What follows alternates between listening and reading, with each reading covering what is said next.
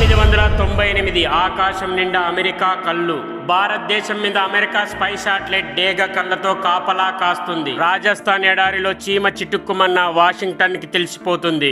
అలాంటి టైంలో ప్రధాని వాజ్పేయి గారు ఒక సాహసం చేశారు. ప్రపంచానికి తెలియకుండా ఇండియా అణు పరీక్షలు జరపాలి, కానీ అది ఎలా సాధ్యం? అప్పుడే రంగంలోకి దిగారు మన మిసైల్ మ్యాన్. వారు అమెరికాతో ఒక దొంగ పోలీస్ ఆట ఆడారు. అమెరికా శాటిలైట్లు మన దేశం నుంచి వెళ్లే టైం లెక్కగట్టి కరెక్ట్ గా అర్ధరాత్రి పూట పని మొదలు పెట్టేవారు. శాస్త్రవేత్తలంతా తెల్ల కోటు తీసేసి ఆర్మీ యూనిఫామ్లు వేసుకునేవారు. ఎందుకంటే శాటిలైట్ ఫోటోస్ లో వారు మామూలు సైనికుల్లా కనిపించాలి కాబట్టి. రాత్రి తవ్విన గోతులను తెల్లారేసరికి మరీ ఇసుకతో కప్పేసి అక్కడ అసలు ఏ పని జరగనట్టు మాయ చేసేవారు. మే 11, 1998 మధ్యాహ్నం ఒక్కసారిగా ప్రొకెన్ ఎడారి దద్దరిల్లింది. వరుసగా 3 అణుబాంబులు పేలాయి. ఆ పేలు శబ్దం వినిపించేదాకా అమెరికా సిఐఏకి అక్కడ ఏం జరుగుతుందో చిన్న క్లూ కూడా అందలేదు. అమెరికా ఇంటెలిజెన్స్ ఫెయిల్ అయింది, భారత్ గెలిచింది. ప్రపంచాన్ని ఆశ్చర్యపోయేలా చేసిన ఈ ఆపరేషన్ పేరే ఆపరేషన్ శక్తి.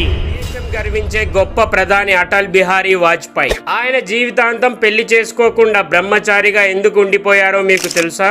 దాని వెనక ఒక హృదయాన్ని కదిలించే ప్రేమ కథ ఉంది. 1940లో గ్వాలియర్ కాలేజీలో చదువుతున్న రోజుల్లో అటల్జీ రాజ్ కుమార్ కౌల్ అనే అమ్మాయిని ప్రేమించారు. తన ప్రేమను ఒక పుస్తకంలో లేఖగా రాసి ఆమెకు ఇచ్చారు. కానీ ఆ ప్రేమకు ఎలాంటి సమాధానం రాలేదు. నిజానికి ఆమెకు కూడా ఇష్టం ఉన్నా ఆ కాలంలోని కుల సాంప్రదాయాలు, కుటుంబ ఒత్తిళ్లు కారణంగా ఆమె వేరే వ్యక్తిని పెళ్లి చేసుకోవాల్సి వచ్చింది. ఆ బాధే అటల్జీని జీవితాంతం పెళ్లి చేసుకోకుండా చేసింది. విచిత్రం ఏమిటంటే పెళ్లి కాకపోయినా వారి బంధం చెడిపోలేదు. ఆ తర్వాతి కాలంలో అటల్జీ కొన్ని కారణాల వల్ల ఆమె కుటుంబంతోనే ఒక సభ్యుడిలా జీవించారు. ఇది భారత రాజకీయాల్లో అరుదైన కథ. ప్రేమంటే పొందడమే కాదు, త్యాగం చేయడం కూడా అని అటల్జీ తన జీవితంతో చూపించాడు. కొన్ని ప్రేమ కథలు పెళ్లితో ముగియవు, చరిత్రతో ముగుస్తాయి.